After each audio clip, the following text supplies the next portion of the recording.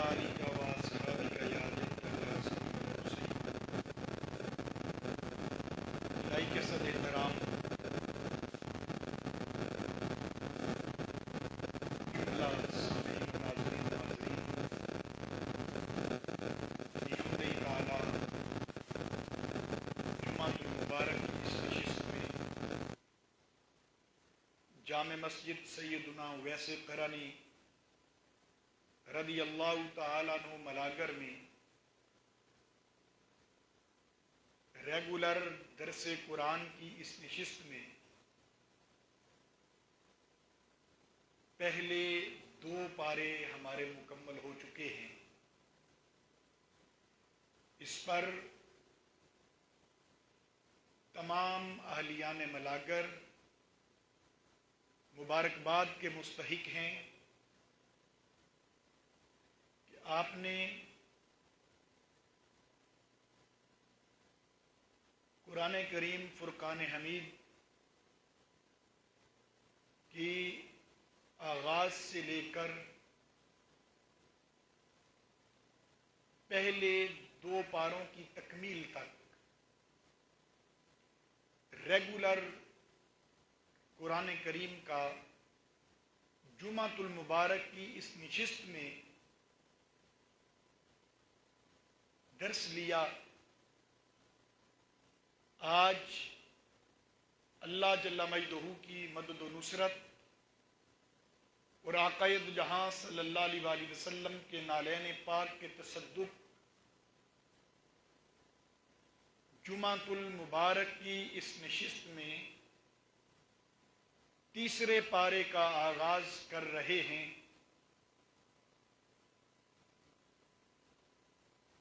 اللہ جل مجدہ نے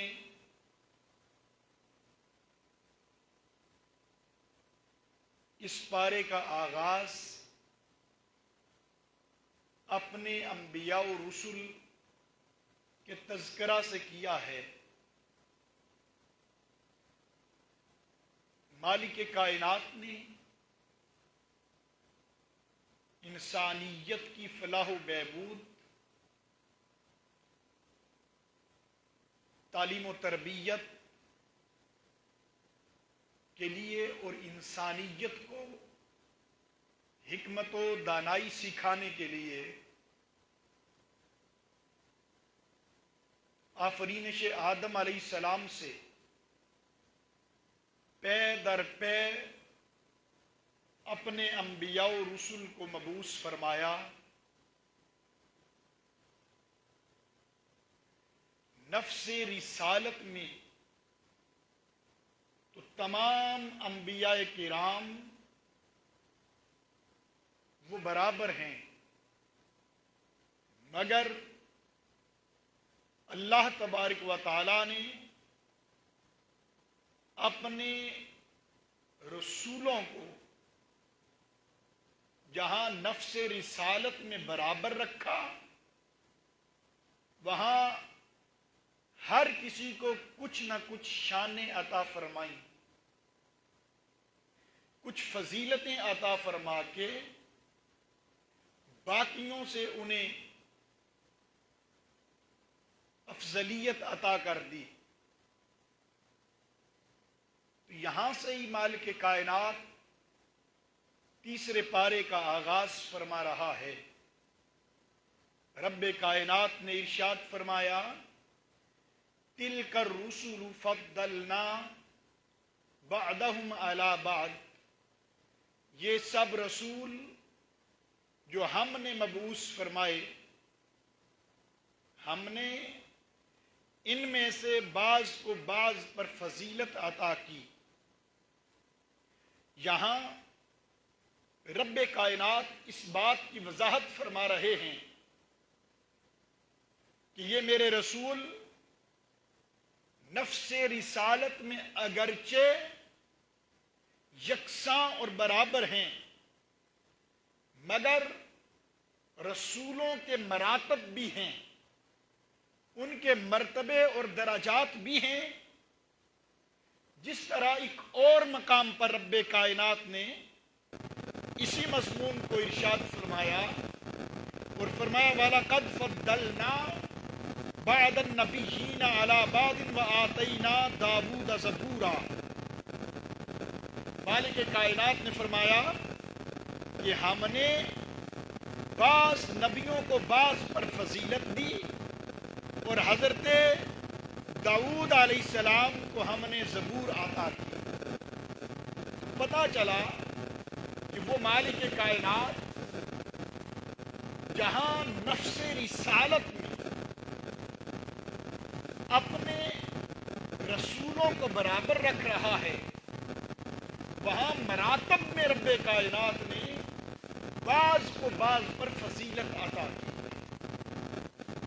یہی بات مالک کائنات تیسرے پارے کے آغاز میں فرما رہے ہیں تِلْکَ الرُّسُلُ فَضَّلْنَا بَعْضَهُمْ عَلَى بَعْضٍ، یہ سب رسول جو ہم نے مبعوث فرمائے ہیں، ہم نے ان میں سے بعض کو بعض پر فضیلت عطا کی ہے، یعنی مراتب کے اندر، درجات کے اندر بعض کو بعض پر فضیلت عطا فرما دی ہے۔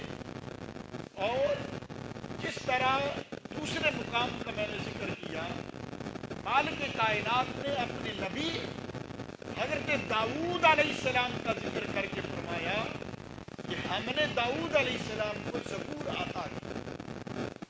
اسی طرح یہاں آگے ارشاد فرمایا منہم من کلم اللہ ورفع بعضهم درجات، اور ان میں سے اللہ تبارک و تعالی نے کسی سے براہ راست کلام فرمایا۔ براہ راست کس سے کلام فرمایا رب کائنات نے بتایا؟ ایک حضرت موسیٰ علیہ السلام، ان سے حضرت موسیٰ علیہ السلام سے رب کائنات نے کلام فرمایا، اسی لیے انہیں کلیم اللہ کہتے ہیں۔ کا لقب کیا ہے بولیے؟ کلیم اللہ، یعنی اللہ سے ہم کلام ہونے والے ہیں۔ اور دوسرے براہ راست رب کائنات نے حضور نبی رحمت صلی اللہ تعالی علیہ وآلہ وسلم سے کلام فرمایا۔ اب دونوں میں فرق ہے، کلام فرمانے میں تو ایک جیسے، مگر یہاں پر بھی حفظ مراتب میں فرق کر دیا۔ ایک سے حجاب اور پردوں میں کلام کیا، اور دوسرے سے بے حجاب کلام کر دیا۔ انہیں ام ہانی کے گھر سے جبریل امی کو بھیج کر، براق بھیج کر اپنی بارگاہ میں بلایا سدرہ سے اوپر، پھر مالک کائنات نے اپنی ادنا کی آغوش قربت میں بلا کر بے حجاب جلوے کرا کے مالک کائنات نے اپنے محبوب علیہ السلام سے کلام فرمایا۔ موسیٰ علیہ السلام سے کوہ طور پر کلام فرمایا، اور آقا دو جہاں صلی اللہ علیہ وسلم سے بے حجاب ادنا کی آغوش قربت میں کلام فرمایا۔ تو یہاں مالک کائنات نے جہاں ارشاد فرمایا کہ ہم نے بعض رسولوں کو بعض پر فضیلت عطا کی، ان میں سے ایک یا دو وہ ہیں منہم من کلم اللہ، ان میں سے کچھ ایسے ہیں جن سے مالک کائنات نے براہ راست کلام فرمایا، ورفع بعضهم درجات، اور کسی کے رب کائنات نے درجات میں سب سے فوقیت عطا کر دی، یعنی حضور نبی اکرم صلی اللہ علیہ وسلم درجات میں باقی تمام انبیاء کرام پر افضلیت اور فوقیت عطا فرمائی۔ اسی طرح فرمایا وآتینا عیسی ابن مریم البینات وأیدناہ بروح القدس، اور حضور نبی اکرم صلی اللہ تعالیٰ علیہ وسلم کو جس طرح جملہ درجات میں سب سے بلندی عطا کی، اور ساتھ فرمایا ہم نے مریم علیہ السلام کے فرزند حضرت عیسیٰ علیہ السلام ان کو واضح نشانیاں عطا کی وَأَيَّدْنَاهُ بِرُوحِ الْقُدُسِ اور پاکیزہ روح کے روح اقدس روح قدس پاکیزہ روح کے ذریعے ہم نے ان کی تائید اور مدد فرمائی وَلَوْ شَاءَ اللَّهُ مَقْتَتَلَ الَّذِينَ مِن بَعْدِ مَا جَاءَتْهُمُ الْبَيِّنَاتُ وَلَٰكِنِ اخْتَلَفُوا مِنْهُم مَّنْ آمَنَ وَمِنْهُم مَّن كَفَرَ پھر رب کائنات نے ارشاد فرمایا اور اگر اللہ چاہتا تو ان رسولوں کے پیچھے آنے والے لوگ اپنے پاس کھلی نشانیاں آ جانے کے بعد آپس میں کبھی نہ لڑتے جھگڑتے نہ مگر انہوں نے وَلَٰكِنِ اخْتَلَفُوا مگر انہوں نے اختلاف کیا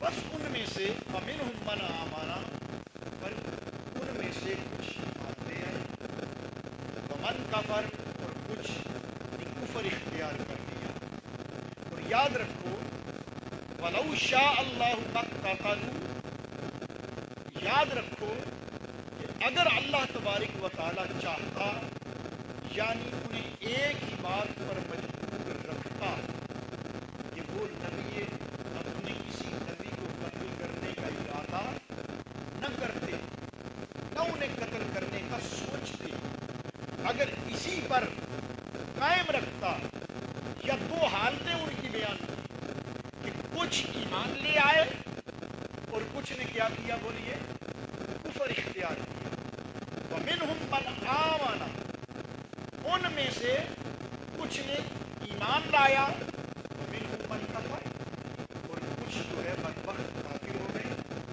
اب اللہ رب العزت ارشاد فرما رہا ہے کہ اگر رب کائنات چاہتا تو وہ ایک ہی بات پر قائم رہتے یعنی وہ صرف ایمان اختیار کر لیتے رب کائنات نے وَلَوْ شَاءَ اللَّهُ مَا اقْتَتَلُوا اور اگر مالک کائنات چاہتا تو وہ باہم کبھی نہ لڑتے کبھی نہ لڑتے ایک ہی بات پر قائم رہتے وَلَٰكِنَّ اللَّهَ يَفْعَلُ مَا يُرِيدُ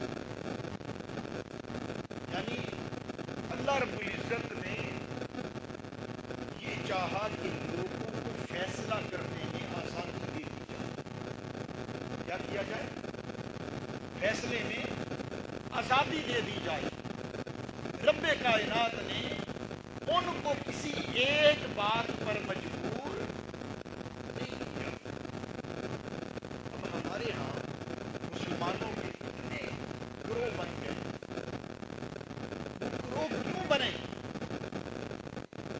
ہم مختلف طبقات میں جماعتوں میں فرقوں میں کیوں بٹ گئے ہیں اس کی ریزن یہ ہے کہ ہم نے سنت الہیہ کو چھوڑ کیا کیا بولیے سنت الہیہ کیا تھی کہ رب کائنات نے کسی کو مجبور نہیں کیا یعنی ان کو اختیار دے دیا آزادی دے دی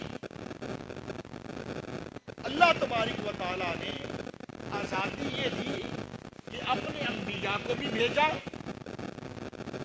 اپنے انبیاء کو واضح نشانیوں کے ساتھ بھیجا اور واضح نشانیاں دے کر بھیجنے کے بعد جو لوگ تھے جو امتیں تھیں ان کو اختیار دے دیا آزادی دے دی چاہیں تو وہ ایمان لے آئیں اور چاہیں تو وہ کفر کو اختیار کیے رکھیں اب ان پر چھوڑ دیا کہ رائے ہدایت کو کون پاتا ہے اور گمراہ کون ہوتا ہے دونوں صورتیں سامنے رکھ دی اب کون کیا اختیار کرتا ہے وہ اس کے بس کی بات ہمارے ہاں یوں ہوتا ہے کہ اگر ایک بندے کا نظریہ ہے دوسرے بندے کو وہ اپنا نظریہ بتاتا ہے وہ بندہ اس کی بات کو قبول نہیں کرتا اس بات کو بولیے کرتا, جب قبول نہیں کرتا تو وہ اس کو بس اسلام سے نکال دیتا. اللہ تبارک و تعالیٰ کی سنت یہ نہیں. اللہ تبارک و تعالیٰ نے دیکھا کہ اب ان کے سامنے میں نے اپنے نبیوں کو بھیجا, رسولوں کو بھیجا, واضح نشانیوں کے ساتھ بھیجا, ان کو کمالات دے کر بھیجا, معجزات عطا کر کے بھیجا, یہاں تک کہ میں ہم کلام بھی ہوا انبیاء سے. وہ معجزات بھی دیکھتے ہیں. عیسیٰ روح اللہ جب مادر ذات کو یا برس کے مریض کو ہاتھ پھیرتے, پھونک مارتے, شفا یاب ہو جاتا. مٹی کے پرندے بنا کے پھونک مارتے, ان میں جان آ جاتی. اللہ تبارک و تعالیٰ نے روح قدس کے ذریعے ان کی مدد کی. یہ واضح نشانیاں دیکھنے کے باوجود اور انہیں دکھانے کے باوجود رب کائنات نے یہ نہیں فرمایا کہ اب انسان وہی رہے گا جو میرے نبیوں پر ایمان لے آئے گا. جو ایمان نہیں لائے گا اسے مار دوں گا, اس پر موت طاری ہو جائے گی, یا وہ انسان سے حیوان بن جائے گا. ایسا اس مالک کائنات نے کیا نہیں کیا. تو ہم اگر کوئی ہمارے نظریات کو قبول نہیں کرتا تو ریویو کرنے کے لیے تیار نہیں ہوتے. یہ ممکن ہے کہ ہمارے ہاں کوئی نقص پایا ہے, ہمارے نظریے کے اندر کچھ حکم, ہماری بات کے اندر کوئی وزن نہ ہو, ہم بغیر دلیل کے کوئی بات کر رہے ہو, من گھڑت بات بھی ہو سکتی ہے. مگر ہم سے اختلاف اس نے کر لیا, بس وہ اسلام نہیں آئے. جب ہمارے دلوں کے اندر وسعت نہ رہی, ایک یہ سوسائٹی کا حسن ہم خراب کر رہے ہیں. کیا یہ حقیقت نہیں کہ بریلوی مکتبہ فکر کے علاوہ دوسرے مکاتب فکر بھی ہیں؟ اسی طرح دیوبند مکتبہ فکر کے علاوہ باقی مکاتب فکر بھی ہیں. اہل تشیع مکتبہ فکر کے علاوہ باقی مکاتب فکر بھی ہیں. اہل حدیث کے علاوہ باقی ہیں. سب نے رہنا ہے. تو پھر کوئی تو ایسا پلیٹ فارم ہونا چاہیے کہ جہاں پر کھلے دل کے ساتھ سارے اکٹھے ہو جائیں. وہ پلیٹ فارم اللہ کا گھر مسجد ہوتا ہے. کیا ہوتا ہے بولیے؟ مسجد ہوتا ہے. مگر مسجد کے اندر بھی حالات یہ ہوتے ہیں کہ اگر کوئی دوسرے مکتبہ فکر کا بندہ مسجد میں آ جائے تو ہم اسے آنکھیں نکالنا شروع کر دیتے ہیں. ایسا ہوتا ہے یا نہیں؟ ایمانداری سے کیا یہاں سے پیار کی خیرات بڑھنی چاہیے یا نفرت کا پرچار ہونا چاہیے؟ بولیے کیا؟ مسجد ہے اللہ کا گھر. بھائی اللہ کے گھر میں آنے سے ہم اللہ کے بندوں کو کیوں روکتے ہیں؟ انہیں آنا چاہیے اور فراخ دلی سے آنا چاہیے. اور ہماری مجلس میں کوئی بندہ آ کے بیٹھ جائے تو ہماری خواہش یہ ہوتی ہے کہ ہماری کسی بات سے کسی بھائی کا دل نہ دکھے. اس لیے کہ اللہ والے چھوڑنے والے دل توڑنے والے. جب ہم اس پر عمل شروع کرتے ہیں, سنت الہیہ کو قبول کر کے, کہ وہ مالک بھی کو اپنے انبیاء کو فضیلتیں عطا کر کے, معجزات عطا کر کے, نشانیاں عطا کر کے جب بھیجتا ہے, بعد نشانیوں کے بعد بھی وہ کم از کم بندے کو اتنا اختیار دیتا ہے. اب جس کے دل میں چاہے وہ ایمان لے آئے, جو چاہے وہ کافر. رب کائنات نے خود فرمایا وَلَٰكِنَّ اللَّهَ, رب کائنات لیکن اللہ تعالیٰ یفعل وَلَٰكِنَّ اللَّهَ, اللہ تعالیٰ یہ چاہتا ہے کہ یفعل ما یرید, یعنی لوگوں کو فیصلے کی آزادی دی تاکہ وہ لوگ جو بھی فیصلہ کریں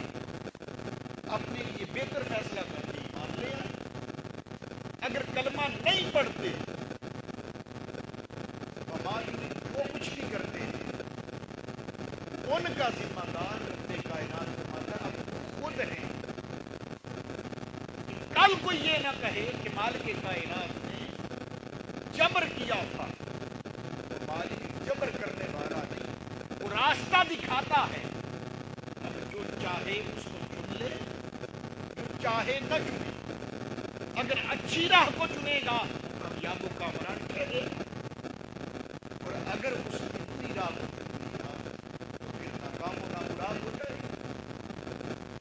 آگے اس مالک کائنات نے ارشاد فرمایا، یا ایھا الذین آمنوا، اے ایمان والو، انفقوا مما رزقناکم، جو کچھ ہم نے تمہیں عطا کیا ہے اس میں سے اللہ کی راہ میں خرچ کرو، جو کچھ میں نے تمہیں عطا کیا اس میں سے کیا کرو، اللہ کی راہ میں۔ کیا اللہ کی راہ میں صرف پیسے خرچ کیے؟ بولیے، کیا اللہ تعالیٰ نے ہمیں صرف پیسے عطا کیے؟ ہمیں اس مالک کائنات نے ہمیں اس مالک کائنات نے عزیز رشتے دار دیے، ہمیں اس مالک کائنات نے عزت دی ہے، ہمیں اس مالک کائنات نے علم دیا، ہمیں اس مالک کائنات نے عقل دیا، ہمیں اس نے شعور دیا۔ اگر آپ اس کی نعمتوں کو گننا شروع کر دیں، وَإِن تَعُدُّوا نِعْمَتَ اللَّهِ، اگر تم اس کی نعمتوں کو گننا شروع کر دو تو لا تحصوها، تم ساری زندگی بھی بیٹھے رہو تو اس کی نعمتوں کو گن سکتے ہیں نہیں۔ تو اس نے فرمایا کہ جو میں نے عطا کیا تو میری راہ میں خرچ کرو۔ ہم سمجھتے ہیں کہ اب میں تو درست ہوں، میری تو تنہائی اتنی نہیں ہے، میرے پاس تو مال و دولت کی فراوانی نہیں ہے، تو میں اللہ کی راہ میں کہاں سے خرچ کروں؟ بھائی اگر مال و دولت نہیں ہے تو رب کائنات نے اولاد تو دی ہے، اولاد کی اچھی تربیت کرو، اولاد کو اچھے اخلاق سکھاؤ، اچھی تعلیم دو، اور پھر اس اولاد کو آگے اللہ کی مخلوق کی بھلائی کے لیے لگا دو۔ یہ تو کر سکتے ہو یا نہیں کر سکتے؟ رفاع عامہ کے کاموں کے لیے ترغیب دو بچوں کو۔ اللہ تعالیٰ نے صحت و تندرستی دی ہے، اس صحت و تندرستی کو استعمال کرتے ہوئے اگر کسی بیمار کی تیمارداری کرنے چلے جاتے ہیں، ٹانگوں سے چل کر جاتے ہو، مسکرا کے ملتے ہیں، اس کے پاس بیٹھتے، اس کا کوئی کام کر دیتے جس پہ خرچہ نہیں آتا، مثلاً آپ اس کے پاس جا کے بیٹھے، اس نے کہا میرا بستر سیدھا کر دیا، عین ممکن ہے اس غریب کے گھر میں جھاڑو دینے والا کوئی نہ ہو، آپ وہ کام کر دیں۔ ایسا کر سکتے ہیں یا نہیں کر سکتے؟ راستے میں جا رہے ہیں، پتھر پڑا ہوا ہے، میرے آقا نے فرمایا کہ اٹھا دو گے۔ اب پتھر آپ نے اٹھایا، ٹھوکر لگنے سے آپ بھی بچیں گے یا نہیں بچیں گے؟ بولیے، بچیں گے نا؟ ٹھوکر لگنے سے خود بھی بچیں گے، آپ کے اہل خانہ بھی بچیں گے، لیکن آپ نے ہٹا دیا جس کا فائدہ آپ کو بھی ہو رہا ہے، اللہ کی باقی مخلوق کو بھی ہو رہا ہے، تو اس پہ بھی رب کائنات نے دست دیکھی آپ کو دے دی۔ اسی طرح کوئی دکھی بیٹھا ہوا ہے، پریشان حال ہے، سارا دن کام کاج کر کر کے بیچارہ تھک گیا، پریشان رہتا ہے، کہ سارا دن محنت مشقت کرتا ہے، اس کا چولہا نہیں جلتا، پریشان ہے، آپ اس کے پاس، وہ اپنے حالات سے پریشان ہے، آپ اس کے پاس بیٹھ کے اس کی خوشی کے لیے چند ایسی باتیں کریں جس سے اس کے چہرے پر مسکراہٹ آ جائے، اس کا جی خوش ہو جائے۔ کسی کو خوش کر دینا یہ بھی عبادت ہے یا نہیں؟ میرے آقا علیہ الصلوۃ والسلام کے صحابی آقا کی بارگاہ میں آ کے ان کا کام یہ تھا کہ وہ آقا کی بارگاہ میں آ کے جب سارا دن میرے آقا تعلیم و تربیت کرتے تھے، حضور علیہ الصلوۃ والسلام सारा दिन तालीम और तरबियत सहाबा किराम की करते रहते। फिर सहाबा किराम की कोई परेशानी आके बयान करते, कोई आके बयान करते। वो मेरे आका के एक सहाबी को देखते कि सारे आके परेशानी बयान करते हैं, मेरे आका के कल्बे अतहर पर बोझ होता है। वो आका की बारगाह में बैठकर उन्हें लतीफ़े सुनाया करते थे। क्या करते बोलिए? लतीफ़े सुनाया करते। तो मेरे आका ने फरमाया ये अल्लाह और उसके रसूल से प्यार है। तो ऐसा भी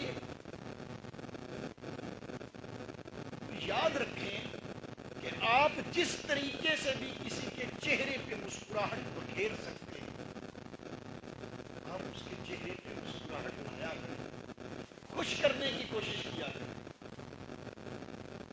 बहुत सारे तरीके हैं।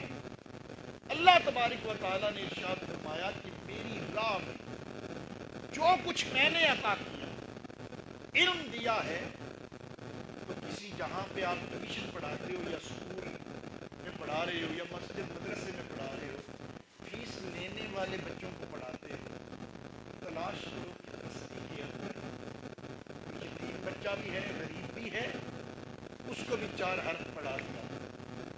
जहां फीस पे करने वालों को पढ़ाते हो, वहां पर उन गरीब बच्चों को भी पढ़ाओ, वो भी तुम्हारे लिए सदका जारिया बन जाए। अगर तुम्हें कोई हुनर रब्बे कायनात ने दिया है,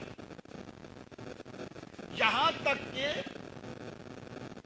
मोटरसाइकिल को पंचर लगाने का, साइकिल को पंचर लगाने का फन है, हुनर है,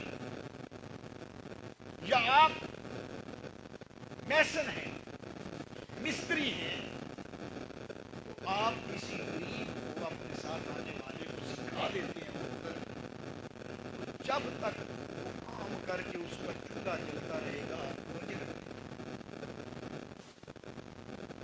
मैं बगदाद शहर में पढ़ा हूँ, सदाम यूनिवर्सिटी में। वहां पे एक ताजर था, बड़ा मशहूर वाकया है।